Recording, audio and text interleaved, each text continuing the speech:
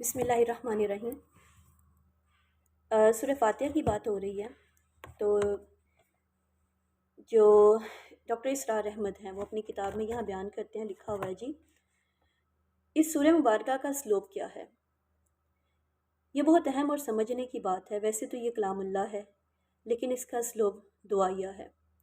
یہ دعا اللہ نے ہمیں تلقین فرمائی ہے کہ مجھ سے اس طرح مخاطب ہوا کرو، میرے حضور جب حاضر ہو تو یہ کہا کرو۔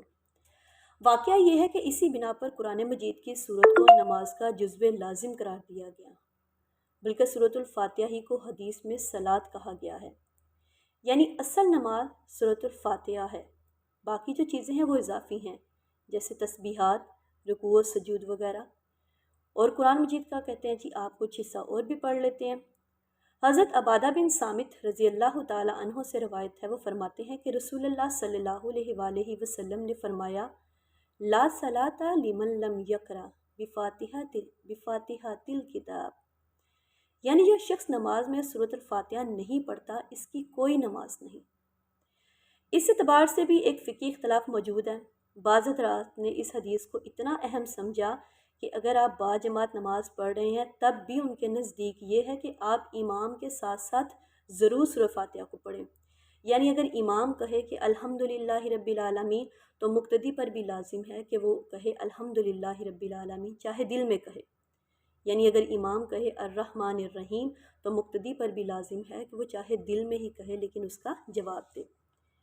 یہ موقف امام شافعی کا ہے کہ نماز چاہے جہری ہو یا سری، اگر آپ امام کے پیچھے پڑھ رہے ہیں تو امام اپنی سورہ فاتحہ پڑھے گا اور آپ اپنی پڑھیں گے اور لازماً پڑھیں گے۔ جبکہ امام ابو حنیفہ کا موقف اس کے بالکل برعکس ہے کہ امام اگر سورۃ فاتحہ پڑھے گا تو ہم پیچھے بالکل نہیں پڑھیں گے، بلکہ امام کی قرات ہی مقتدیوں کی قرات ہے۔ حدیث نبوی میں ہے، من کان لہ امام فقراۃ الامام لہ قراۃ۔ نیز امام ابو حنیفہ کا کہنا ہے کہ نماز باجماعت میں امام کی حیثیت سب کے نمائندے کی ہوتی ہے۔ اگر کوئی وفد کہیں جاتا ہے تو اس وفد کا کوئی سربراہ ہوتا ہے تو وہاں جا کر گفتگو وفد کا سربراہ کرتا ہے، باقی تمام لوگ خاموش رہتے ہیں۔ جزاک اللہ۔